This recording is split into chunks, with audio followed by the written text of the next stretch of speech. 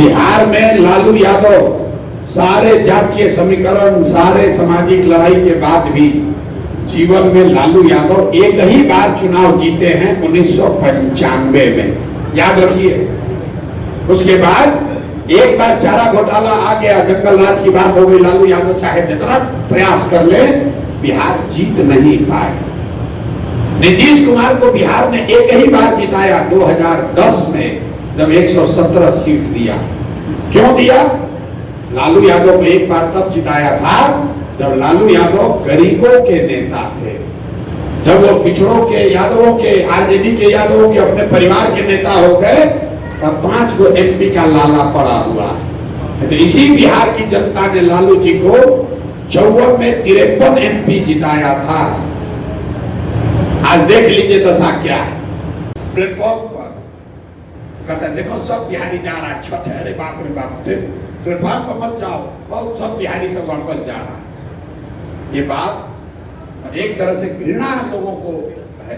Covid में आपने देखा, आप और हमने सबने और अनुभव किया। हम पहले व्यक्ति हैं जो मोदी जी के ट्रेन के अनाउंसमेंट का विरोध किया।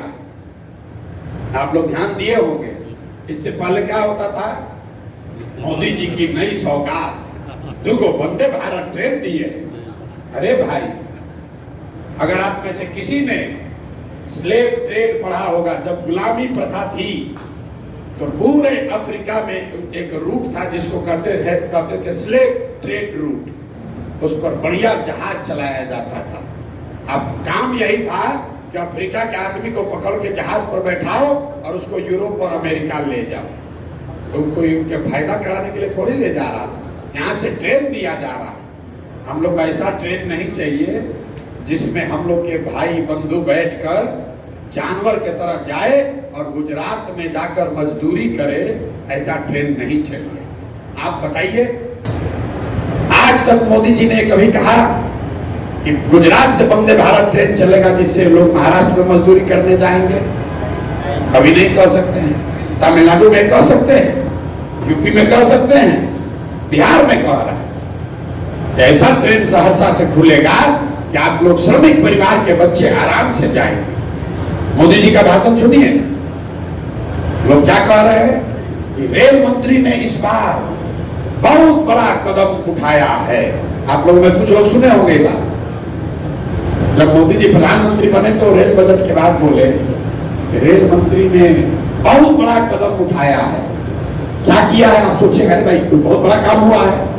तो कह रहे हैं कि अब सारे एक्सप्रेस ट्रेन में 2 अनरिजर्व बोगी लगेगा और इसका सबसे ज्यादा फायदा बिहार के लोगों को होगा क्योंकि वो लास्ट में लटक कर ही चला जाएगा। हम लोग हंस रहे हैं, ये देखिए क्या मानसिकता है।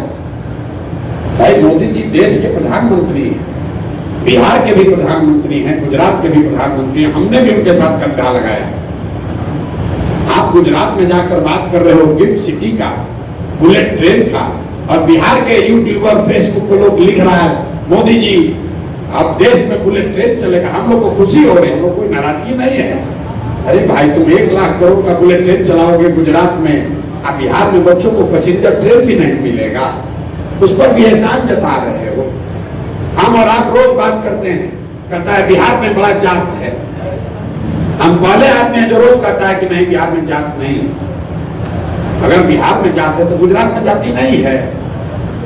हम हर जगह चुनाव कराए।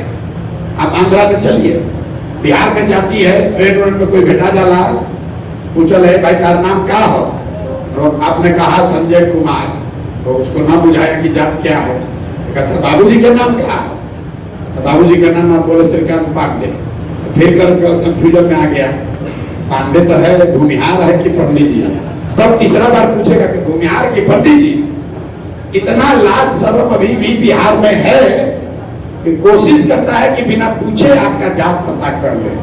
आप हमारे साथ आंध्र प्रदेश चलिए, सीधा पूछेगा नाम क्या है, संजय कुमार, मुझे काबू और कम्मा हो। लेकिन आज तक आपने नहीं सुना होगा कि कोई आंध्रा में कहे कि सब जाते पर होता है। आपने नहीं सुना होगा कि गुजरात में सब राजनीति जाते पर होता है। बिहार में हम लोग भी कह रहे हैं कि सब जाते पर हो रहा है। अगर सब जाते पर हो रहा है तो मोदी जी को बिहार में वोट दिया है कौन, ये बताओ। मोदी जी का जात का तो बिहार में कोई नहीं है।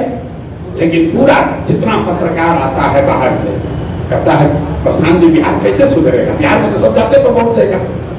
ये नहीं कहता है अगर बिहार में सब जाते पर वोट दिया तो मोदी जी को वोट दिया किसने? मोदी जी के जात का कोई आदमी नहीं है बिहार में, हम लोग सब बेवकूफ है। अरे भाई बिहार की जनता बेवकूफ नहीं है। कई बार आपको भी लगता होगा, आप लोगों ने कहा कि 30 वर्ष से लालू नीतीश है, ऐसा नहीं है। बिहार में लालू यादव सारे जातीय समीकरण, सारे सामाजिक लड़ाई के बाद भी जीवन में लालू यादव एक ही बार चुनाव जीते हैं 1995 में, याद रखिए। उसके बाद एक बार चारा घोटाला आ गया, जंगल राज की बात हो गई, लालू यादव चाहे जितना प्रयास कर ले बिहार जीत नहीं पाए। नीतीश कुमार को बिहार में एक ही बार जिताया 2010 में, जब 117 सीट दिया। क्यों दिया? लालू यादव को एक बार तब जिताया था जब लालू यादव गरीबों के नेता थे, जब वो पिछड़ों के, यादवों के, आरजेडी के यादवों के अपने परिवार के नेता हो गए, तब 5 गो एमपी का लाला पड़ा हुआ। तो इसी बिहार की जनता ने लालू जी को 54 में 53 एमपी जिताया था। आज देख लीजिए दशा क्या है। यही नीतीश कुमार है जो 140 सीट लड़े थे, 117 विधायक जीते थे और अभी 42 को विधायक जीतते हुए। लेकिन जनता के पास अवसर नहीं था, कोई ऐसा विकल्प नहीं था कि उसको जिता दे। जनता ऊपर नीचे तो कर रही है, नीतीश को नीचे ले आई, 120 से घटाकर 40 कर दिया, 1/3 कर दिया, लेकिन फिर जोड़ तोड़ के वही बन जाता है। लालू जी को जनता ने हटा दिया, फिर जोड़ तोड़ के वही बन जाता है। इस बार अब मौका जनता के पास है। सब लोग अगर लगेंगे, मेरा पूरा विश्वास है कि निश्चित तौर पर समाज की चेतना दब गई है, मरी नहीं है। आज भी लोग, उनको अगर ये विश्वास हो जाए कि उनके बच्चों को यहाँ रोजगार मिलेगा, कोई जात पात नहीं देखेगा, सब वोट देगा, निश्चित देगा।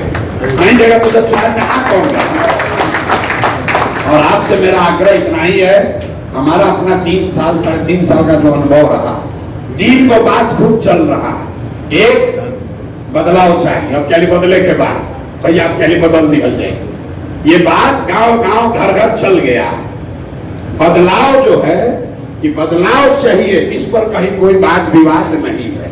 वो चाहे आरजेडी का सपोर्टर है, भाजपा का सपोर्टर है, किसी पार्टी का है नहीं है, बदलाव चाहिए, ये सब जात कह रहे हैं। दूसरी बात, पहली बार बिहार में पलायन को लेकर चर्चा शुरू हुई है।